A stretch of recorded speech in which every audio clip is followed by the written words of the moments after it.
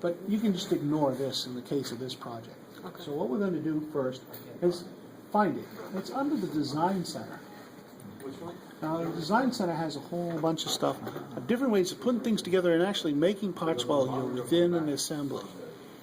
Now, our next project is going to be creating a part in an assembly where it is driven by the part it's made from. So when you change one part, it'll change the other. It's really kind of cool. Yeah. So it's interlinked, and so you don't linked. have to make changes between Between the two individual parts. Exactly. Yeah, I turned it in. Oh, right. That's kind of cool little thing. All right, so now what we want to do is you have these things like connected bolt connections, the frame generator, that's like angle iron and stuff like that if you were making frames. That's a frame analysis tool. It can tell you if the frame's going to hold up to the weight and stress that you're doing. This is the shaft generator, gear generator, belts, bearings, keys, cams, splines, and O-rings. And then finally the springs. So we're going to create a compression spring. Kind of just drag this up over the corner here so we can see it. All right, very good. First thing we want to do is to set this to the custom spring. Right now this is in the calculation line, so open that up and put it on custom.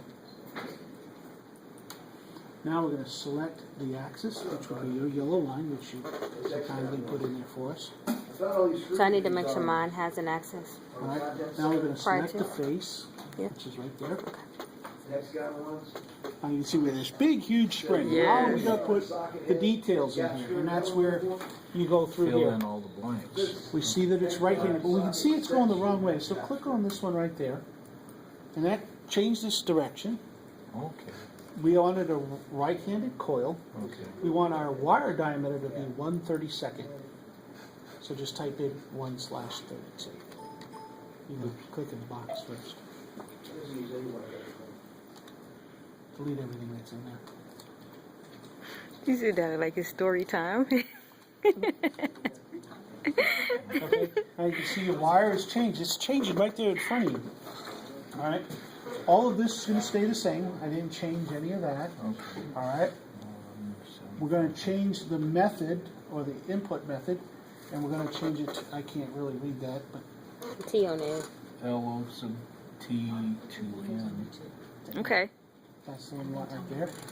Now, loose spring length. That's when it's not compressed. Is 0.75. 0.75. All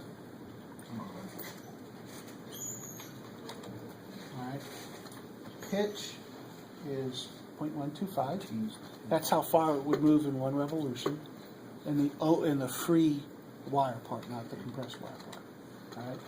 Don't worry about this one because it's grayed out. That's going to be calculated. We're going to have an inside diameter of 0.3125.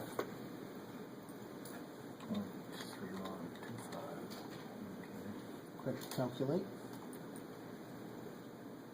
It's not going to look like it did anything. All right. Should have.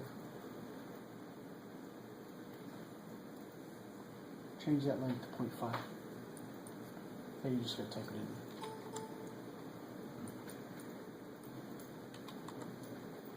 There we go. Now click calculate again. And then click OK. And click OK.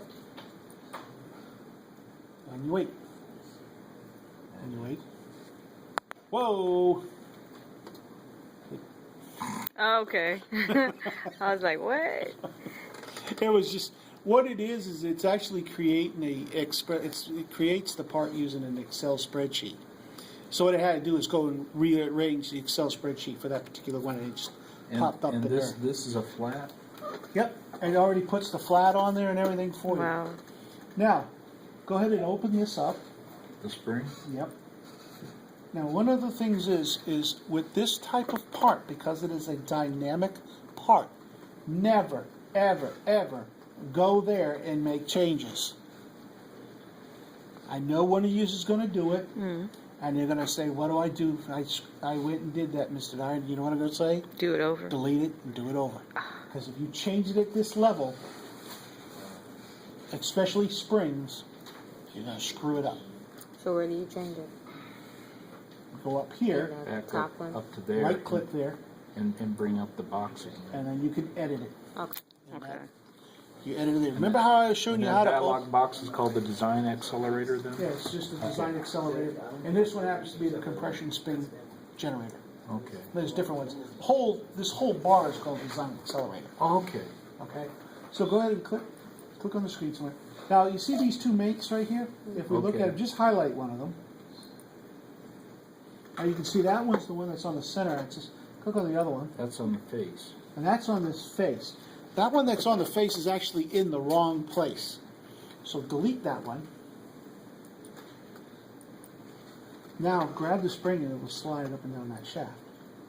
Oh, Okay, and the other one in place keeps it on the axis. It'll always stay on the axis. Because if you take that axis one out of there, guess what? There's nothing there to, because all your circular stuff is going in a spiral. So there's nothing for you to grab to get that. So with that face being there, it doesn't let it move Right, it won't allow it to move back and forth when you bring it into the because assembly. it's bringing on the it's constrained to the face. Right. Okay. Now, that's one of the reasons why I usually do this in the major assembly. In your major assembly, you're going to have to right-click on this sub-assembly and make it flexible. And that'll allow this spring to move back. One side, bring it into Right. the Then assembly. make it flexible, Okay. and then you'll be able to take and catch this face and put it up against that bushing.